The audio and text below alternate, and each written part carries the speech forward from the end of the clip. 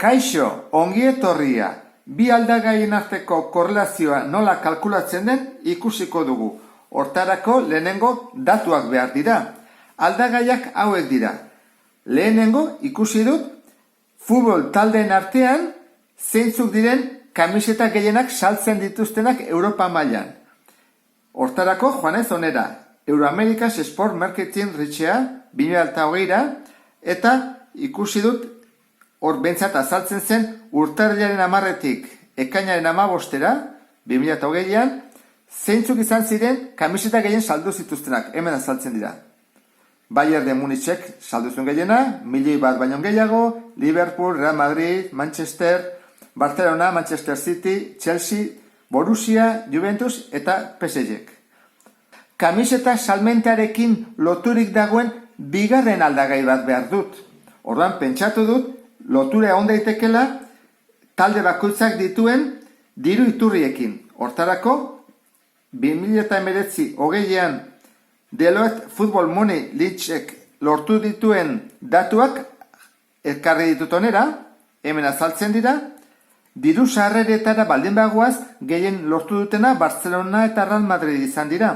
Orduan, zutabe honetan datu asko ditut. Beste honetan 10 bakarrik. Orduan, datu bikoitzak 10 besterik ez ditut. 10 talde hauenak. Zer egingo dugu orduan? 10 talde bakarrik sartuko ditugu sakabanatze diagrama edo puntu odeia osatzeko. Hori izango da bigarren pausoa. Datuak baditugulako. Puntu odeia osatzeko isa ardatzean euroak jarri ditut, olako bakoitza milioitan da, beraz 100 milioi, 200 milioi, 300 milioi, eta i ardatzean kamisetak milakotan. Orduan, hemen daude 100 mila, 200 mila, 300 mila, eta bar. Puntuak hemen daude, eta adibidez hau Bayern izango litzateke, Real Madrid, Barcelona, Liverpool, honek ideia bat ematen digu korrelazioa positiboa dela. Zenbat eta euro gehiago izan, kamiseta gehiago saltzen dituzte, ezta? Goruz doa. Hala eta guztiz ere, batzuk berago daude eta beste batzuk gorago. Zer egingo dugu orduan ikusi korrelazio koefizientea altua den? Altua baldin bada, eta horrela ateratzen bada, erregresio zuzena kalkulatuko dugu. Eta irudikatuko dugu grafiko honetan. Hortarako kalkulagailuaren beharra dugu.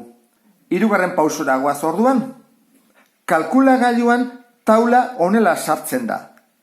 Hon ematen dugu pizteko, ondoren menu, eta joan behar dugu hauekin eskubira hemen dagoelako estatistika. Ematen dugu bat, estatistika azaltzen zaigu, bigarrena. Orduan, orain eman behar dugu berdin, eta estatistikan gaude. Bi aldagai ditugu, eta bien artean korrelazio lineala bilatzen ari gera. Orduan, lehenengo ezin da izan, baina bigarrena bai, hemen dago. Lerro zuzen bat, hauek ez, ze ez dira zuzenak. Orduan, biri emango diogu. Eta taula azaltzen zaigu, dugu isa eta dugu i. Eta hemen maiztasuna. Orduan, isa zein da bietatik. Hau edo hau, esan dugu, hau dela, ezta? Diru sarrerak. Orduan, horiek sartuko ditut goitik bera. 724, koma bat, eta jartzen diot berdin. Sartu da. Ta joango naiz goitik bera zuzenean. 548, koma 6, eta horrelaz.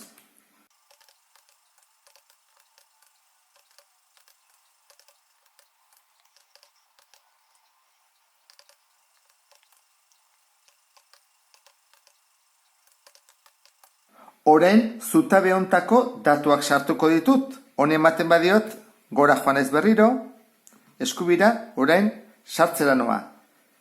1.100, berdin,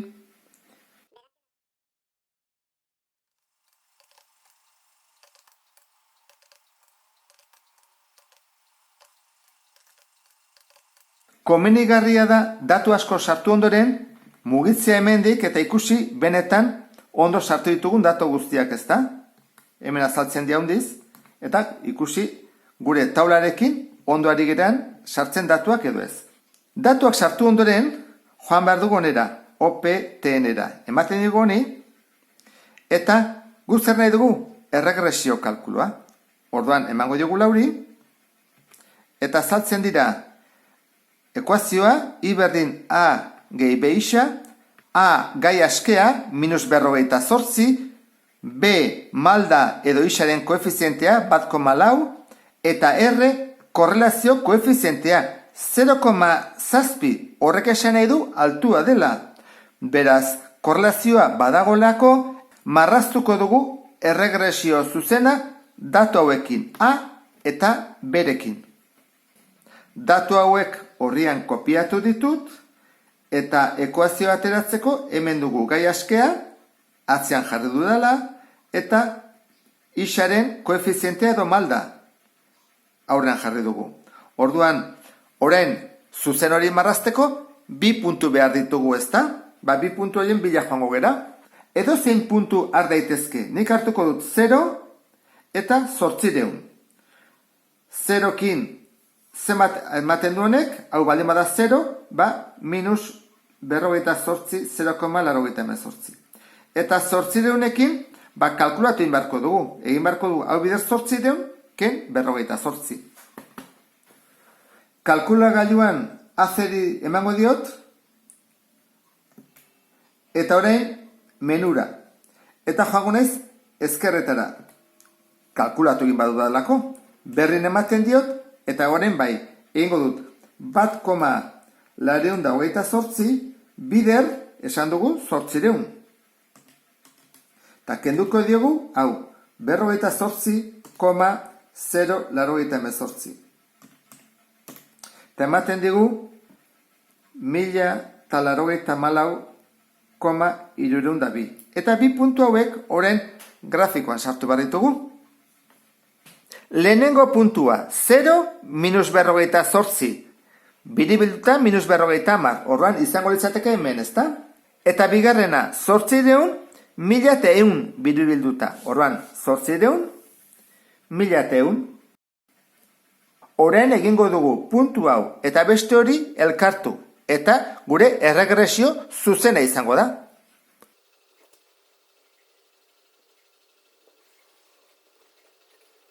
Orain, ondorioak ateratzeko momentu izango litzateke.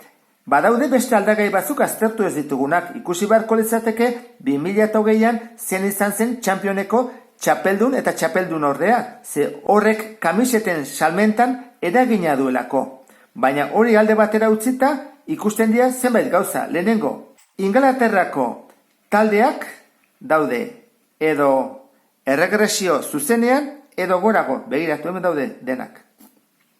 Alemanak ere daude marrauntatik gora. Bitartean, italiarrak, frantsesak eta Espainiako ligako talde hauek daude erregresio zuzenetik beraka. Distantzia horrela hartuko genuke, altura, orduan, proportzioan bajuena PSG dago.